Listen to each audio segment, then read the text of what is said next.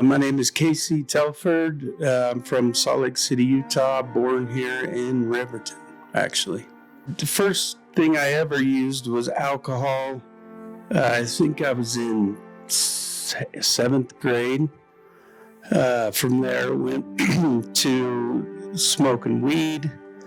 And I did that throughout high school. And then after high school is when I just gradually progressed to cocaine, ecstasy, and then pain pills, and then eventually heroin from there.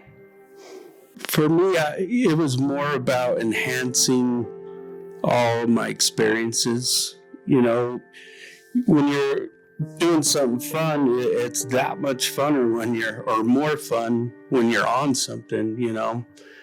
And but really, there wasn't any family issues. I mean, my dad is an addict, drank a lot when I was younger, but other than that, no real family influences. It was more just the environment that I was in, high school, trying to have some fun.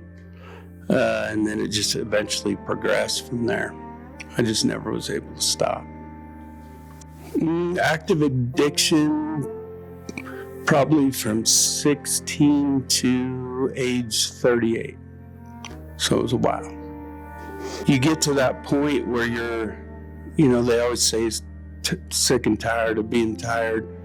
But I mean, that's really what it came to for me. I was, just so tired of the constant, everyday, all day hustle just to get money, to get drugs. And, my family had finally reached a point with me where, they were no longer going to enable me, but they always gave me hope that once I got sober, they would be there. And, you get to a point where you can't do it anymore. My daughters are a big reason for that, just wanting to get back to them, and you can't do that while you're still using. So I got myself into drug court, and I mean, I was committed. I wanted to be sober, but the first 6 months, I still had things going on in my head that, I had planned to come back to using. And then after a little bit, after you've been sober, you start realizing, hey, this isn't so bad. And it just starts clicking, from like 6 months to 1 year of sobriety is really when you're kind of mapping out if you'll stay sober or not. And then once you get to a year of sobriety, your brain's finally thinking normally. And I had no reason to go back at that point. I've been sober now 7.5 years, coming up on my 8th year in May 27th of next year. So I did my intensive outpatient at First Step. And I mean, it was a good program. I learned a lot, but what's different about Foundation for Family Life than others is it's not so, I don't know what the right word is. It's not so set in stone like First Step, Odyssey. They've been doing it forever. There's really no place to make changes, keep it like it's just a set program. And here at Foundation for Family Life, your voice matters. You can have a good idea and suggest it, and it'll be used, and you get to actually be part of shaping and changing a program. I did like the spiritual side of things, although I've always struggled with what spirituality even is. But I did like that it was a little bit different. You won't see or hear a whole lot of that in other programs. It was my intent to go work for First Step, and Joseph had come to me right after I graduated here, and he asked me what my plan was, and I told him that, and he was like, well, why don't you come work for me? And I said, yeah, why not? So I did that, and best decision I think I ever made.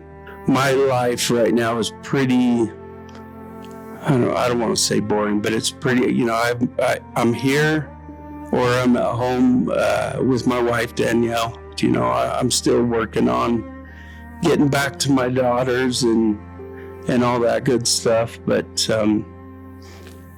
yeah, I don't know. I'm kind of in that point of my recovery where, you know, there needs to be some pieces that falls into place to really find that joy, you know, because I really haven't fixed the biggest issue that I caused while using, which of course would be my daughters. You know, I get a lot of joy out of spending time with Danielle and Amber,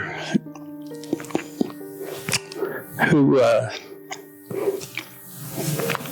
you know, it's an honor. It's an honor for a child that's not really yours to call you dad. And with my daughter's situation, I haven't been called that in a long time. So, you know, I'm very grateful for it.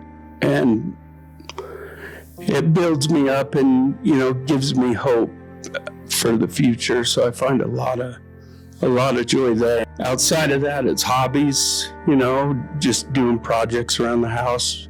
One piece of advice I would say,